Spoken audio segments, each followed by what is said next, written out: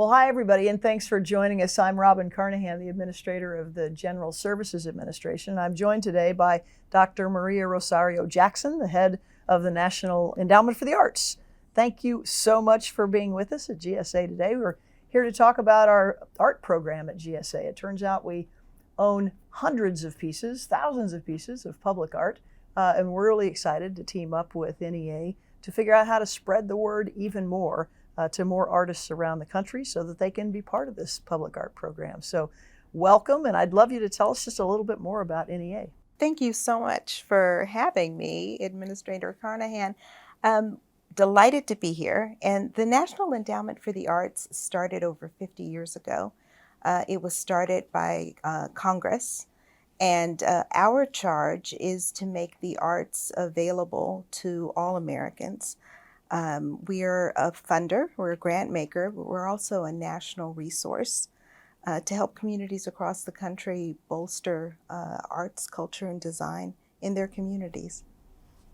That's fantastic. Well, we are excited to be part of that. One of the things that we do here is a thing called the Art and Architecture program, and it started really kind of with the Kennedy administration, and then in 1972 was formalized, and basically it lets us spend 0.5% of the cost of construction or rehabs, major rehab projects on public art, which is incredible because it means we can do art installations both inside buildings and outside buildings that are owned by the public. And so we've been able to do this all over the country. We've got about, as I said, like thousands of pieces of art in different buildings around the country. I was in Philadelphia not long ago and dedicated a piece by a Philadelphia artist named Mo Brooker.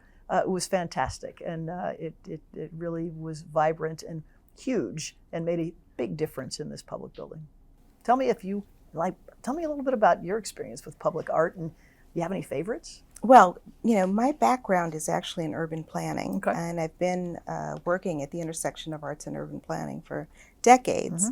I feel like public art is such a critically important way of how we connect with each other, how we truly make public assets public, how they're part of not just our physical infrastructure, but our civic infrastructure as well, how they can tell our stories, how they can provoke conversations that are generative and interesting and take us to the next level of understanding each other. So I think public art is incredibly important, and the opportunity to have this program with you and be able to have this kind of presence in public buildings is huge.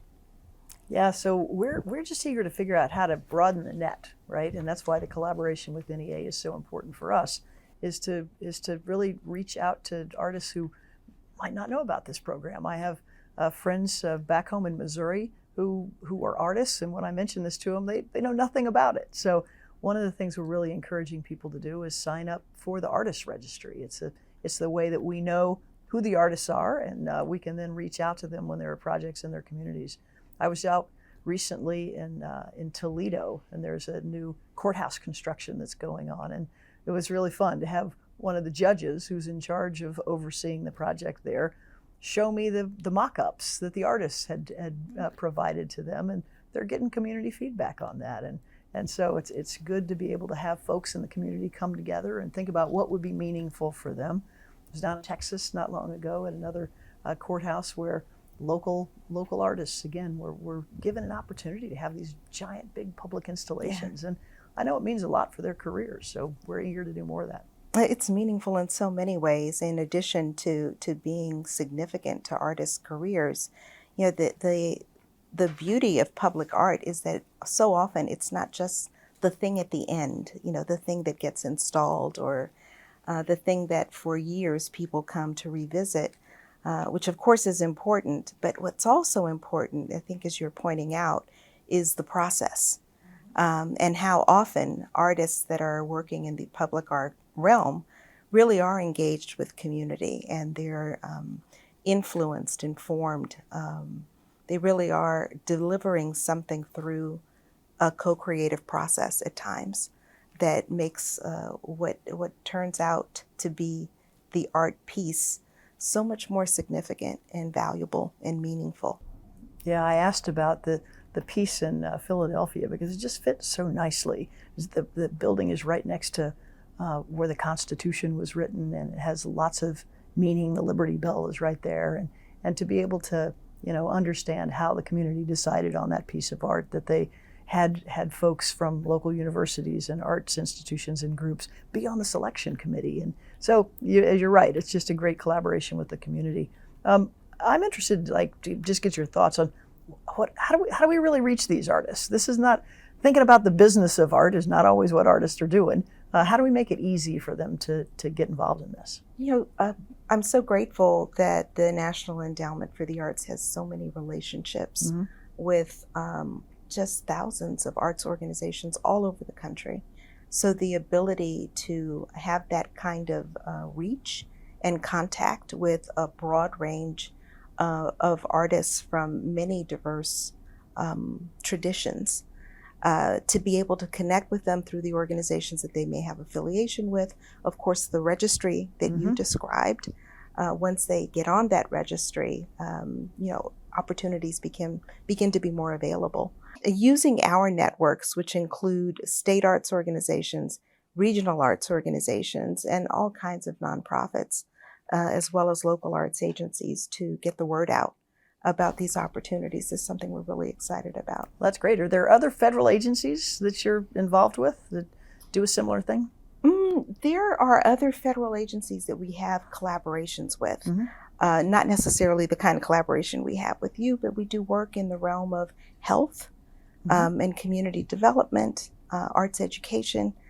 So these partnerships with other federal agencies are actually one of the ways in which we help to advance mission, by connecting with colleagues like you that understand the power of the arts and how it can help us all achieve our goals. Well, I will say again that there's a lot of money that has been passed recently in Congress for infrastructure.